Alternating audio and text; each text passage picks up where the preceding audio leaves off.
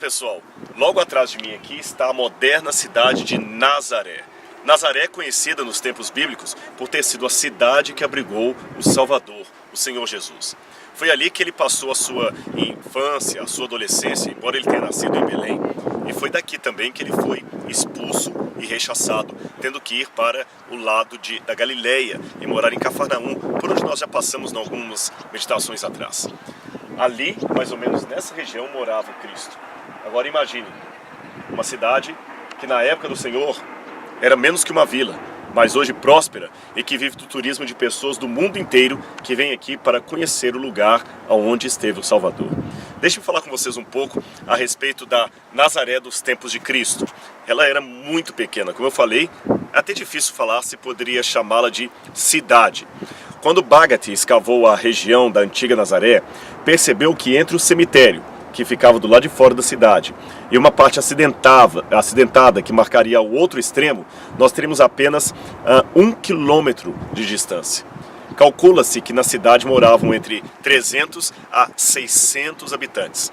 Esta era toda a população de Nazaré. Ali Cristo pregou, ali ele viveu, e ali, como eu disse, ele também foi rejeitado. Mas além da cidade de Nazaré, eu queria mostrar para vocês outra coisa que é muito importante nesse vale onde eu estou. Aqui, várias partes da história bíblica podem ser mostradas. Eu não sei se vai ficar claro para você nesse vídeo, porque está tendo muita neblina, mas vou tentar mostrar alguns pontos. Aqui atrás, onde eu estou apontando, está o Monte Tabor.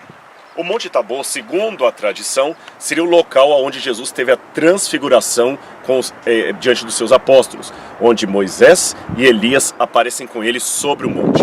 Eu não posso afirmar, do ponto de vista arqueológico, que ali foi o lugar exato onde teve a transfiguração.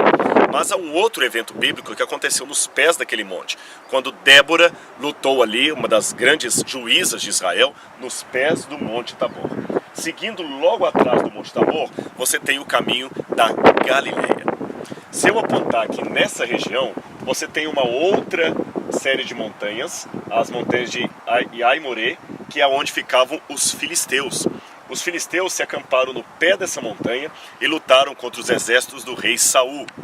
E atrás da montanha, da colina onde ficava o assentamento dos filisteus, você tem outro monte mais distante, como eu falei, talvez difícil de ver por causa da neblina, que era aonde Saul acabou morrendo e sendo sepultado. O Monte Gilboa. Além desses dois montes, esse vale enorme aqui, cheio de água, tem uma história muito interessante de guerras e batalhas que aconteceram aqui. Este é o vale que tem a cidade de Meguido. A cidade de Meguido está bem lá atrás, bem lá na ponta. E junto à cidade de Meguido, existe uma outra montanha muito importante, muito famosa, que é o Monte Carmelo. E por que eu estou fazendo referência ao Monte Carmelo? No Monte Carmelo, houve uma batalha espiritual muito grande, envolvendo o profeta Elias e 400 profetas de Baal. Ali Elias desafiou o povo a decidir quem era Deus, o Senhor ou Baal. Naquela batalha espiritual, o bem venceu. Deus lançou seu fogo do céu e provou no sacrifício ali que o único Deus verdadeiro é o Deus de Abraão, de Isaac e de Jacó. Agora é interessante que essa batalha do Carmelo, essa batalha espiritual, como eu falei, ela é retomada no livro do Apocalipse. Por quê? O Apocalipse fala que haverá uma grande batalha de cunho espiritual num lugar chamado Armagedon. Mas se você olhar todo esse vale aqui, não existe uma montanha aqui que possa ser chamada de a montanha do Armagedon. Mas no hebraico a palavra Armagedon, Ar, montanha, Magedon, Meguido. Logo a tradução seria montanha de Meguido. Mas qual seria a montanha de Meguido aqui? Como você pode ver, é apenas um vale. Ora, nos tempos bíblicos, havia o costume de dar o nome de um local pela geografia onde aquele local estava. Por exemplo, o mar de Tiberíades era chamado também de Mar da Galileia, porque ficava na Galileia. Da mesma maneira, o Monte Carmelo, que fica na região de Meguido, pode ser chamado de o Monte de Meguido, a montanha de Meguido, ou Ar-Meguido, Armagedon. Logo, este conflito entre as forças do bem e do mal, previsto no Apocalipse, tem como pano de fundo o conflito travado com os profetas de Baal em nome do Senhor e com a vitória dada ao profeta Elias. Já que eu falei de batalha, de guerra espiritual, deixe-me fazer uma reflexão para você. O nome de Deus para os islâmicos é Alá, correto?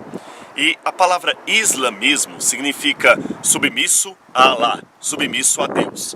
Mas quando você vai pegar a palavra Israel, o sentido dela é um pouco mais difícil de aceitar. Israel significa Ish, homem, Ha, lutou, El, Deus.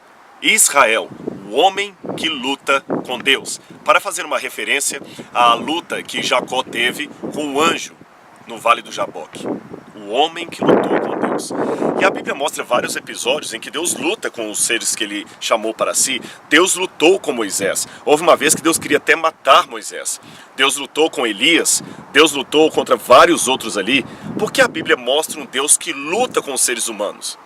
Olhando assim, vista grossa, parece que o nome do islamismo é mais bonito que o nome Israel. Submisso a Deus. O homem que luta com Deus. Percebeu a diferença? Por que Israel não significa simplesmente submisso a Deus, mas o homem que luta com Deus? É porque o Deus da Bíblia entende, em primeiro lugar, que os seus filhos não são seres que submetem sem uma resistência. Deus sabe que nós temos um livre-arbítrio. E Deus, às vezes, age conosco como uma mãe que fica tentando segurar uma criança que não quer parar quieta no seu colo. Uma pessoa que não tem filhos, ao ver uma mulher lutando com um bebê ou com uma criança no avião porque ela quer descer ali, pode pensar, puxa, uma criança irrequieta como esta, eu daria um soro nela para dormir e ela dormiria a viagem toda.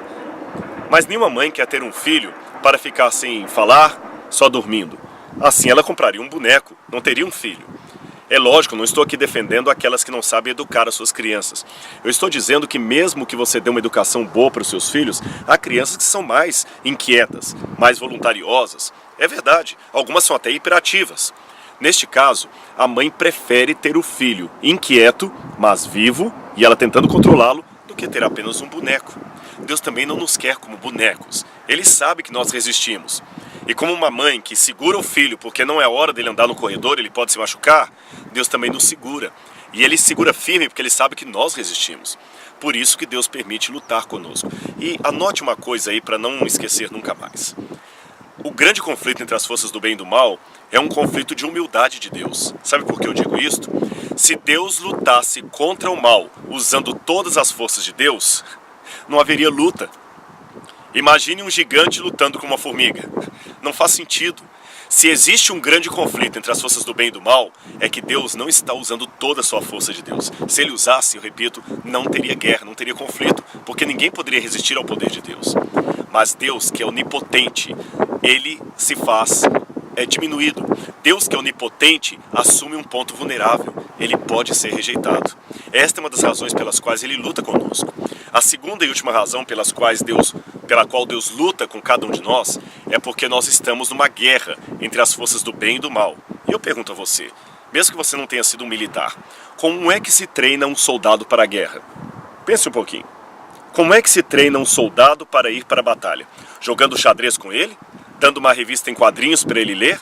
Dando um pote de sorvetes para ele comer? De maneira nenhuma. Você treina um soldado colocando-o num campo de batalha. Num treinamento, onde ele tem que rastejar, aprender a manejar uma arma, tiro ao alvo, teste de resistência. Deus também, sabendo que estamos numa batalha constante entre a luz e as trevas, nos treina no seu campo, luta conosco, nos prepara como seus soldados, porque nesta batalha há algo muito importante em jogo, eu e você. Temos uma guerra, meu amigo, entre as forças do bem e do mal, e ambos os lados querem você. Deus quer você, mas as trevas também querem você. Deus ama você, as trevas não amam você, mas elas querem roubar você de Deus. Então eu aprendo que, mesmo que o nome Islã, submisso a Deus, soe agradável, a realidade me aponta mais para a guerra com Deus, Israel. Porque eu estou numa guerra, mas eu quero estar do lado de Deus. Porque quem está do lado de Deus sabe que a vitória é certa. Esta é a promessa que está no Apocalipse, ao falar da profecia do Armagedon.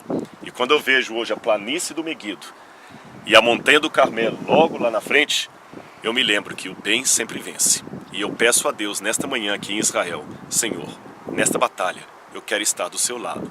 Porque a palavra Shalom, em hebraico, significa muito mais do que paz.